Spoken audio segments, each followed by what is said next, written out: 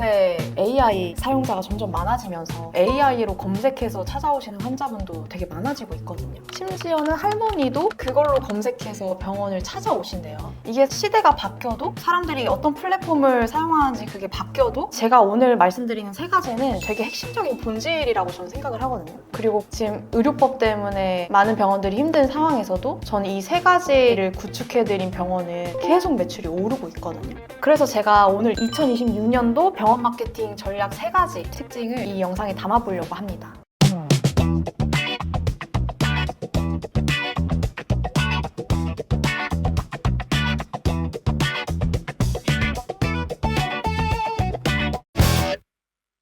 그래서 그 세 가지가 도대체 뭐냐 했을 때 첫 번째는 뾰족한 타겟팅, 두 번째 뾰족한 브랜딩, 세 번째 뾰족한 콘텐츠예요. 근데 이게 말로 이렇게 하면은 되게 뭔가 추상적이고 뭐야 그 타겟팅, 브랜딩, 콘텐츠 이거 마케팅 책만 보면 다 나오는 거 아니야 이렇게 생각하실 수 있는데 제가 앞에 단어를 붙였죠. 뾰족한. 네. 많은 원장님들이 나 브랜딩 잘하고 있어. 나 타겟팅 잘하고 있어. 나 콘텐츠 많이 발행했어. 이렇게 생각하시는데 그 뾰족함이 없어서 다 망하시거든요.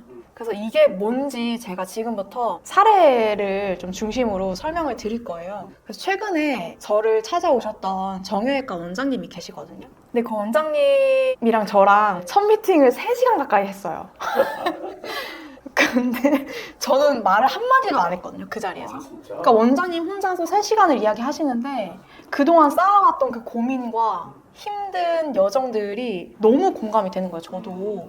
근데 이 사례를 말씀드리면은 아마 공감하실 원장님들이 되게 많으실 것 같은데 이 원장님이 50세까지 진짜 수십 년 동안 대학병원 교수로 지내오셨던 분이셨어요. 그 정도로 실력이 엄청 뛰어난 분이셨거든요. 근데 이제 대학병원에서 나와서 1차 병원으로 내가 쌓은 경험을 바탕으로 더 많은 환자분들한테 도움을 드리고 싶다. 이 마음가짐으로 이제 개원을 하신 분이거든요.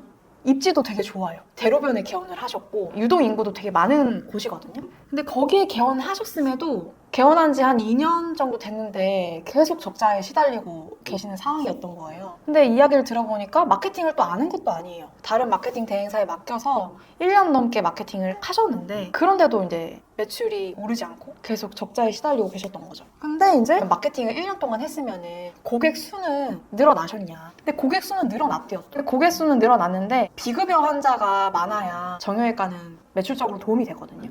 근데 급여 환자 비율만 너무 많은 거예요.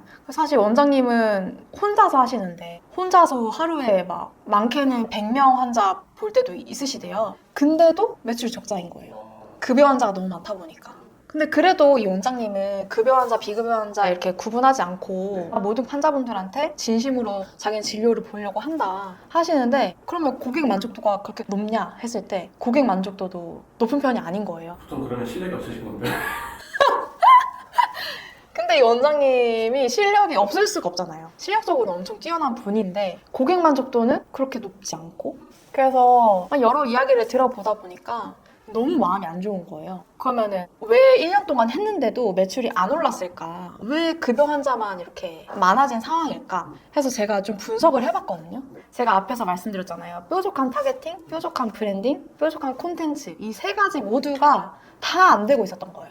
어떤 키워드의 글을 그동안 발행을 했는지 쭉 봤는데 이 통증 키워드랑 지역 키워드 이 두 가지만 계속 작업을 해오셨던 거예요. 이 키워드가 곧 타겟이거든요. 이 키워드가 곧 원장님이랑 연결된 고객인데 이 통증 키워드만 계속 작업을 하시다 보니까 치료 니즈가 그렇게 높은 분들은 아니에요, 사실. 아직 자신의 통증에 대한 원인도 정확히 파악이 안 될 뿐더러 나는 그냥 허리 통증이 조금 있어서 왔는데 갑자기 주사 치료를 권하니까 이 환자 입장에서는 과잉 진료 아니야? 이렇게 생각하실 수도 있고 서로 합이 안 맞는 거예요. 이 원장님이 원하는 고객군과 실제로 마케팅으로 타겟팅한 고객군이 서로 맞물리지가 않는 거예요. 그런 거네요. 우리 카페에 주력은 아메리카노인데 전단지는 딸기라떼를 홍보하고 있는 거예요. 맞아요. 그 딸기라떼가 우리 주 메뉴가 아니니까 맛이 그렇게 뛰어날 수는 없는 거잖아요. 이제 그걸로 홍보를 하니까 딸기라떼 먹고 싶은 분들만 올 거 아니에요. 그러면은 그 고객은 딸기라떼를 먹고 이 카페에 대한 이미지도 안 좋아질 뿐더러 이 카페에 대한 후기가 다 안 좋게 쌓일 수밖에 없는 거죠.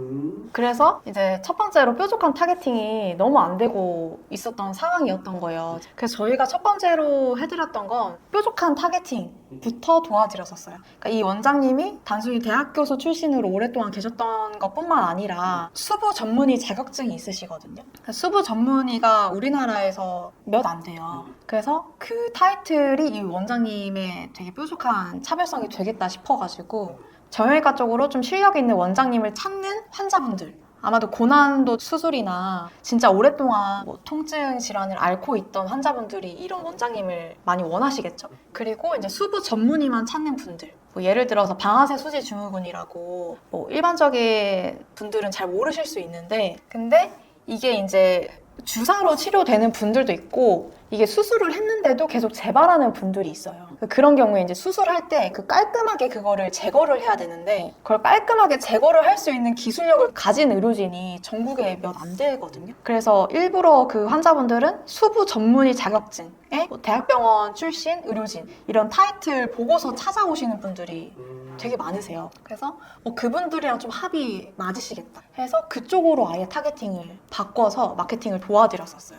그리고 저희가 두 번째로 도와드린 게 이제 뾰족한 브랜딩인데, 그래서 이 원장님 타이틀과 브랜딩을 아예 새로 구축을 도와드렸어요. 뭐 예를 들어서 처음에 이 원장님 뭐 플레이스 소개글이나 블로그를 봤을 때 몇 년 경력, 대학 교수 출신 의료진 이런 타이틀밖에 없었거든요. 근데 사실 대학 교수 출신 타이틀이 이 서울 수도권에는 너무나도 많잖아요. 그 타이틀을 가진 원장님들이. 이것도 물론 화려한 이력이지만 이것보단 더 뾰족하게 브랜딩을 해야 된다. 이렇게 이제 저는 원장님한테 말씀을 드렸고, 그래서 제가 어떻게 좀 전략을 세웠냐 했을 때, 일단 이 원장님이 비급여 환자를 원하시잖아요. 정형외과에서 가장 도움이 되는 게 주사 치료예요. 주사 치료랑 도수 치료. 근데 도수 치료는 도수 치료사가 따로 있으시거든요. 그 원장님이 직접 하시는 게 아니고, 근데 주사는 이 원장님이 직접 환자분한테 놓으시더라고요. 그래서 저희가 전략이 이 원장님은 대학 교수 타이틀을 놓고 주사 치료를 좀 언급을 했어요.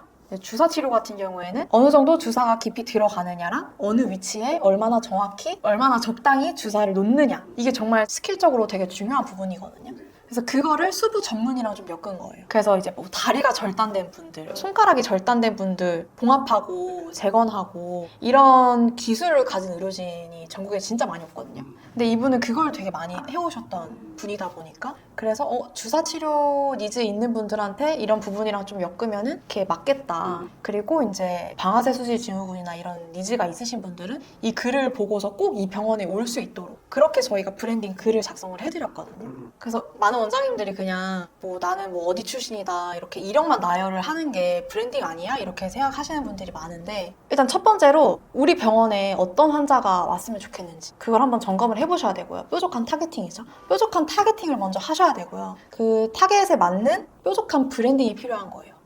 그리고 세 번째로 제가 말씀드리고 싶었던 게 뾰족한 콘텐츠예요. 요새 이제 의료법 때문에 그냥 단순히 진짜 정보성 글만 발행하시는 원장님들 되게 많거든요. 진짜 단순하게 뭐 도수치료란? 도수치료의 원리 뭐 이런 진짜 GPT에만 검색해도 나올 수 있을 법한 그런 내용으로 콘텐츠 발행을 하시는 분들이 되게 많아요. 예를 들어서 뭐 진짜 제가 검색 한번 해볼게요. 요새 저희가 원장님들 PRP 주사를 많이 미셔가지고, 그래서 PRP 주사를 검색해서 몇 개 콘텐츠만 제가 좀 볼게요. 여기 가장 처음에 나오는 글인데 진짜 어디에서나 볼 수 있을 법한, 여름에는 등산이나 골프, 마라톤 등 활발한 움직임이 많아지는 계절인 반면 무릎 관절의 부담이 커져 저희가 찾는 분들이 늘어나.